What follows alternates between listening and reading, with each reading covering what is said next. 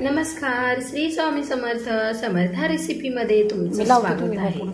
मंडळी, पाऊस खूप पडतोय बाहेर आणि कामावरून यायला मला उशीर झालेला आहे. पटकन होईल असा मी मसाले भात बनवलाय, पावटा भात. चला रेसिपीकडे बघूया. आता मी कढई गरम करून घेतली आहे, त्यामध्ये तेल घातलं गरम करायला. 2 चमचे तेल घातलं. तेल गरम झालंय. आता त्यामध्ये आपण फोडणी करूया. त्यासाठी मी जिरी, मोहरी आणि मसाले घेतलेत, काही तमालपत्र वगैरे. नंतर लसूण घातलाय, कढीपत्ता घातलाय आणि हिरव्या मिरच्या. आता छान अशी फोडणी करून घेते.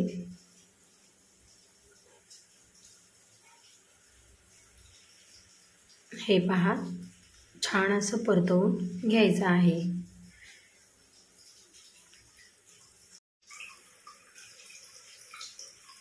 आता यामध्ये बारीक चिरलेला कांदा घालायचा. उभा असा कट केलेला कांदा परतवून घ्यायचा. त्यामध्ये कांदा छान लाल तपकिरी रंगावरती भाजून झाल्यानंतर त्यामध्ये एक मीडियम आकाराचा टोमॅटो चिरून घालायचा आहे आणि छान असं परतवून घ्यायचं आहे. टोमॅटो थोडासा बारीक झाल्यानंतर त्यामध्ये धना जिरा पावडर, थोडेसे लाल तिखट, हळद घालून छान परतवून घ्यायचं. नंतर आपण सोलून घेतलेला पावटा घालायचा आहे. नंतर आपण शेंगदाणे घातलेले आहेत. मी इथे ओले शेंगदाणे घातलेले आहेत. तुमच्याकडे अवेलेबल असतील तर घाला, नाहीतर सुके घातले तरीही चालतील.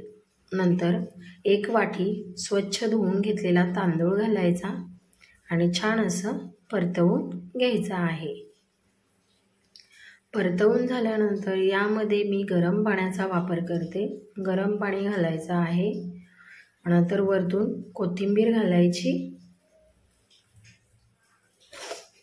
आणि 1 चमचा मीठ घालायचं आणि झाकण ठेवून आपला भात शिजवून घ्यायचा आहे. हे पहा, आपला भात रेडी आहे. छान असा शिजवून घेतलेला आहे.